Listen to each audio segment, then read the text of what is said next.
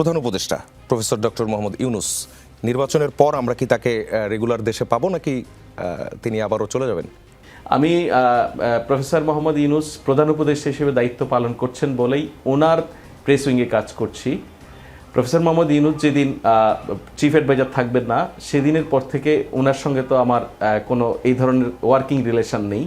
সুতরাং এরপরে উনি কি করবেন উনি এটা আমি জানি না। তবে এখন পর্যন্ত আমি যতটুকু ধারণা পাই উনি ওনার যে সমস্ত পুরনো কাজের মধ্যে ছিলেন, যেই কাজগুলি উনি করতেন, উনি মানে হেলথ সেক্টরে কিছু কাজ করার চেষ্টা করছিলেন, উনি কিছু ভিশন নিয়ে কাজ করেন, গ্লোবালি উনি দারিদ্র্য বিমোচনের জন্য কাজ করছিলেন, সেই কাজগুলি উনি মনোনিবেশ করবেন বলেই উনি ওনার পরিকল্পনা বিভিন্ন সময় শেয়ার করেছেন, সে সময় আমি শুনেছি। তো সেটা উনি কোথায় বসে করবেন, কিভাবে করবেন, এই বিষয়ে কোনো পরিকল্পনা ওনার কাছ থেকে আমি স্পষ্টত শুনতে পাইনি এখনো।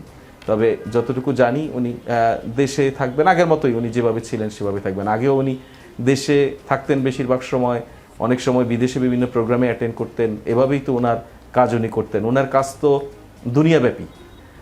মানে why professor Mohammad Yunus was needed for us. আপনি পৃথিবীতে এটা বিরল ঘটনা যে একটি সরকার গঠনের জন্য একজন ব্যক্তির জন্য পুরো জাতিকে 3 দিন অপেক্ষা করতে হয়েছে সরকার ছাড়া। তো সেটা আমরা তো ওনার জন্য পুরো জাতি অপেক্ষা করেছে 3 দিন এই কারণেই যে উনি গ্লোবালি অ্যাকসেপ্টেবল, উনাকে আমরা ওই জায়গার জন্য আমাদের প্রয়োজনীয় মনে করেছি বলেই। সো যে মানুষটা গ্লোবালি অনেক কিছু দেওয়ার সুযোগ আছে, উনি সারা দুনিয়াকে দিতে পারবেন, দিতে চান, উনি তো ওনার কাজ করবেন নিশ্চয়ই। তখন আপনারা জানতে পারবেন তিনি কখন কোথায় কি কাজ করছেন। ইমিডিয়েট ওনার যে প্ল্যান সেটা তো আমরা প্রেস কনফারেন্সে শেয়ার করেছিলাম।